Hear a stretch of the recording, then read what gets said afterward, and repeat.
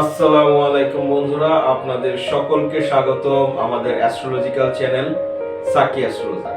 আমি Psaki astrologer, gemstone expert. আপনাদের সকলের ভালোবাসা, আপনাদের সকলের সাপোর্ট আমাদেরকে এগিয়ে নিয়ে যেতে সাহায্য করছে। আপনারা এভাবে আমাদেরকে ভালোবাসবেন, এভাবে আমাদেরকে সাপোর্ট করবেন, এটাই আমরা আপনাদের কাছ থেকে আশা করছিলাম। যখনই রত্ন পাথর সম্পর্কে কোনো তথ্য, যখনই অ্যাস্ট্রোলজি সম্পর্কে কোনো প্রশ্ন, একটি মাত্র চ্যানেল সাকি অ্যাস্ট্রোলজার। আমরা আপনাদের প্রতিটি এপিসোড খুব দক্ষতার সাথে সায়েন্টিফিক্যালি এবং অ্যাস্ট্রোলজির উপর চর্চা করে উপস্থাপন করে থাকছি। আপনারা যেন জ্যোতিষের সকল ভ্রান্ত ধারণা থেকে বের হয়ে এসে সুন্দর এবং স্বাচ্ছন্দ্য করে একটি জীবনে উপনীত হতে পারেন, এটাই আমাদের প্রচেষ্টা।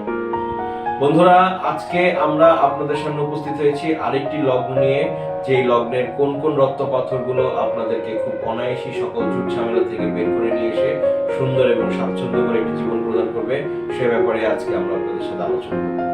এর আগে আপনাদেরকে আরেকটি ব্যাপার জানিয়ে নেই, আমরা আপনাদের সামনে এই পর্যন্ত বিভিন্ন লগ্নের, আমাদের বার্থ চার্টের 11টি লগ্নের বিভিন্ন রত্নপাথর, কোন কোন রত্নপাথর কোন কোন লগ্নের জন্য সঠিক হয়ে থাকবে সে ব্যাপারে আপনাদের সামনে উপস্থাপন করে এসেছি। আজকে আমাদের 12তম লগ্ন মীন লগ্ন নিয়ে আপনাদের সামনে উপস্থাপন, এবং এর সাথে শেষ হয়ে যাবে আমাদের প্রতিটি লগ্নের রত্ন পাথরের এপিসোড। আজকে আমরা আপনাদের সামনে উপস্থাপন করছি আমাদের বার্থ চার্টের 12তম লগ্ন, 12তম রাশি, তা হচ্ছে মীন লগ্ন। দুর্দান্ত একটি লগ্ন বন্ধুরা।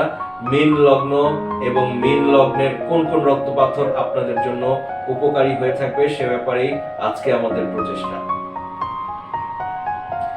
মীন লগ্নের অধিপতিকে, মীন লগ্নের অধিপতি হচ্ছে বৃহস্পতি গ্রহ। দুর্দান্ত একটি প্ল্যানেট যা আমাদের বার্থ চার্টে এবং গ্রহ জগতে দুর্দান্ত প্রভাব ফেলে থাকে এবং খুবই পজিটিভ এনার্জি আমাদেরকে দিয়ে থাকে। সেখান থেকেই বৃহস্পতির রত্নপাথর পোকরাজ ইয়েলো সাফায়ার আপনাদের জন্য একটি পারফেক্ট রত্নপাথর হয়ে থাকবে। দ্বিতীয় রত্নপাথর মঙ্গল গ্রহের রত্নপাথর, দুর্দান্ত একটি রত্নপাথর, তা হচ্ছে রক্তপ্রবাল। আরেকটি দুর্দান্ত রত্নপাথর আপনাদের সামনে উপস্থাপন করছি। মীন লগ্নের জাতক জাতিকারা যারা রয়েছেন আপনাদের জন্য অবশ্যই চন্দ্র গ্রহের রত্নপাথর পার্ল মুক্তা, এবং মুক্তা আপনাদের জন্য এবং খুবই দুর্দান্ত হয়ে থাকবে।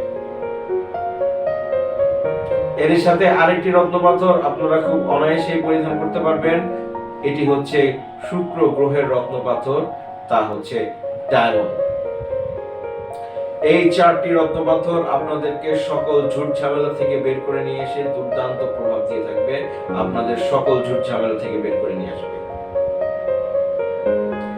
বেসিক্যালি মীন লগ্নের জাতক জাতিকা যারা রয়েছেন তাদের আসলে সব ধরনের রত্ন পাথরই শুট করে থাকে, একমাত্র নীলা ছাড়া। তবে এর মধ্যে আংশিক কিছু আপনাদের সামনে উপস্থাপন করা হলো। এরপর থেকে আমাদের শুরু হচ্ছে বন্ধুরা ভেদিক অ্যাস্ট্রোলজির লেকচার, এবং সেখানে আপনাদেরকে জেমস্টোন রেকমেন্ডেশন সম্পর্কে বিভিন্নভাবে বিভিন্ন তথ্য প্রদান করা হয়ে থাকবে। আশা করি আপনাদের এপিসোডগুলো অবশ্যই ভালো লাগবে, এবং এভাবেই আমাদের আজকের এপিসোড শেষ হচ্ছে 12তম লগ্ন মীন লগ্ন দিয়ে, এবং মীন লগ্নের কোন কোন রত্নপাথরগুলো আপনাদেরকে অনায়াসেই বের করে নিয়ে আসবে ঝামেলা থেকে, তা আপনাদেরকে উপস্থাপন করা হলো। এভাবেই আমাদের পাশে থাকবেন, এভাবেই আমাদের সাথে থাকবেন। আপনাদেরকে একটি কথা অবশ্যই জানিয়ে রাখি, রত্ন পাথর পরিধানের আগে অবশ্যই একজন দক্ষ অ্যাস্ট্রোলজার দ্বারা বার্থ চার্ট বিশ্লেষণ করে তবে রত্ন পাথর পরিধান করুন। একজন এক্সপার্টই বলতে পারবে আপনার জন্য কোন রত্ন পাথরটি অবশ্যই উপকারী হয়ে থাকবে, অন্যথায় বিভিন্ন রকম ঝুট ঝামেলা চলে আসতে পারে। বন্ধুরা, আপনারা যদি আমাদের দ্বারা বার্থ চার্ট বিশ্লেষণ করতে চান অবশ্যই আমাদের স্ক্রিনে দ্বারা টেলিগ্রামে নক করুন, মেল অ্যাড্রেসে মেল করুন, এবং প্রসিডিউরে আশা করুন। বিশ্বের যে প্রান্তেই থাকুন না কেন আমরা আপনাদের জ্যোতিষের সকল রকম সাহায্য এবং সকল রকম সমস্যা থেকে বের করে নিয়ে আসবো ইনশাআল্লাহ।